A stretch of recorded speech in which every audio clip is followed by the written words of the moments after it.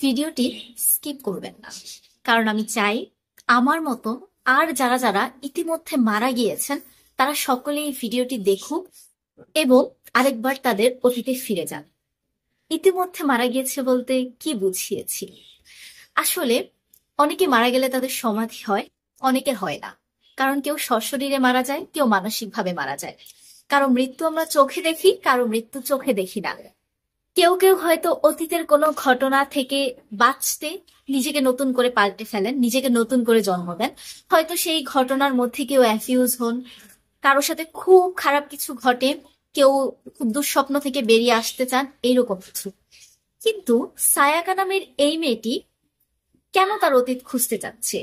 সে কেন বারবার সেই জায়গায় ফিরে যেতে চাচ্ছে যেখান থেকে সে ইতিমধ্যে অনেকটা পথ পাড়ি দিয়ে ফেলেছে? গতকালকে আমি খুব চমৎকার একটি বই পড়েছিলাম। এই বইটির সাজেশন আমি ঈশান ভাইয়ের থেকে পেয়েছি। আপনারা অনেকে যেমন বই পড়ার জন্য আমাকে ফলো করে থাকেন, আমিও সেরকম খুব কম কয়েকজন মানুষকে ফলো করি, তার মধ্যে ঈশান ভাই অন্যতম।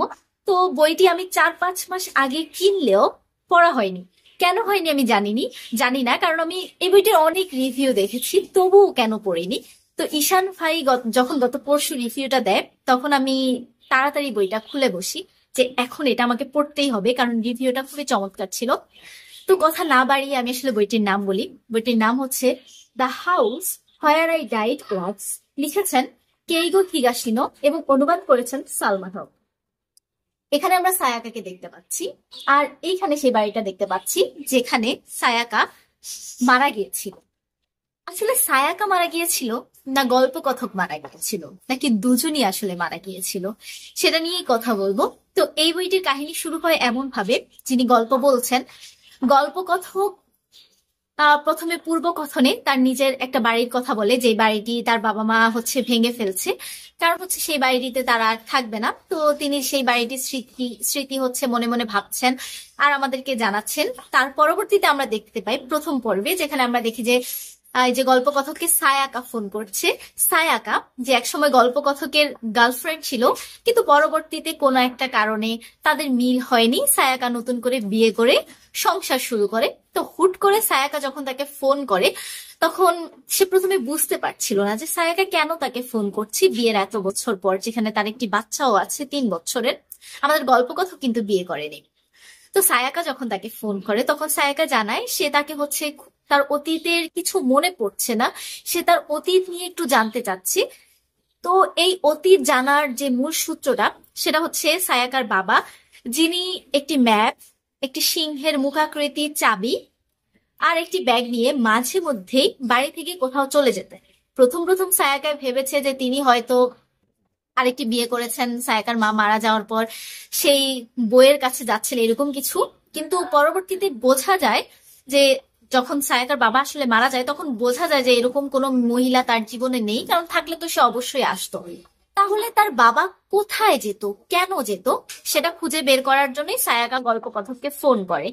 তো গল্পকথক প্রথমে রাজি হচ্ছিল না, কিন্তু পরবর্তীতে বিভিন্ন কারণে রাজি হয়। আর সায়াকাও এই ব্যাপারটা তার স্বামীকে জানাতে চাচ্ছে না।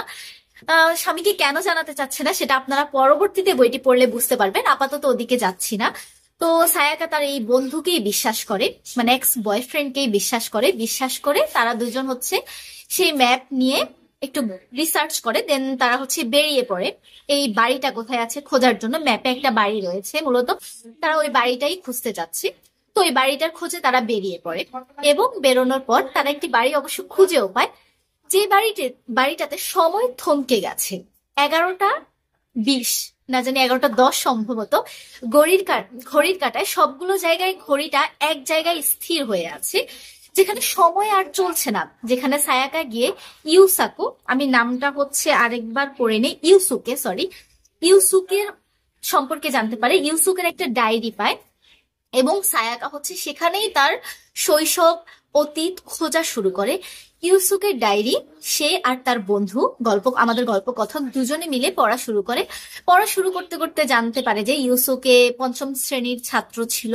তখন সে একটা ডায়েরি লেখা শুরু করে। হুট করে তার পরিবারের সবাই এই বাড়ি থেকে উধাও হয়ে যায়। বলতে দেখা যাচ্ছে যে তাদের তারা যে চায়ের কফির কাপে খাচ্ছিল সেই কাপটা হচ্ছে পড়ে আছে।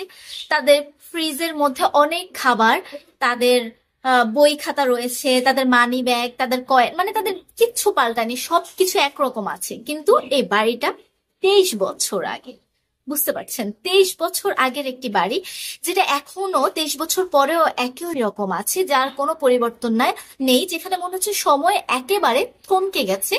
এবং এই বাড়িটিতে মূল যে দরজা সেটা দিয়ে প্রবেশ করা যাচ্ছে না, বরং বরং হচ্ছে বেসমেন্ট দিয়ে প্রবেশ করতে হচ্ছে, যেখানে সায়াকার বাবা বেসমেন্ট দিয়েই প্রবেশ করতো বাড়িটাতে। তো আমার খুব ভয় লেগে যায় যে আচ্ছা এমন কি বাড়ি যেখানে বেসমেন্ট দিয়ে প্রবেশ করতে হয়, যেখানে সময় একদম থমকে যায়। তো পরবর্তীতে ইউসুকের ডায়েরি যখন পড়া শুরু করি, পড়তে পড়তে অনেক কিছু জানতে পারি যে ইউসুকের জীবনে অনেক ধরনের পরিবর্তন এসেছে। ইউসুকের বাবা হচ্ছে আইনজীবী ছিল, মা হচ্ছে গৃহিণী ছিল যিনি উল বুনতো। তো এই ইউসুকের ডায়েরি পড়তে পড়তেই মূলত এই বইটা শেষ হয়। এবং ইউসুকের ডায়েরি পড়তে পড়তে আমি নিজেও হচ্ছে মনে হয় যেন ইউসুকের জীবনে চলে যাচ্ছিলাম, ছায়াকার অতীতে চলে যাচ্ছিলাম। মানে আসলে আমি এক্সপ্রেস করতে পারছি না এই বইটা ঠিক কতটা ভালো লেগেছে আমার, বা এই বইটাতে যে সময় থমকে গেছে এই ব্যাপারটা ঠিক কেমন আমি বোঝাতে পারছি না, আপনারা বইটি পড়লেই বুঝতে পারবেন।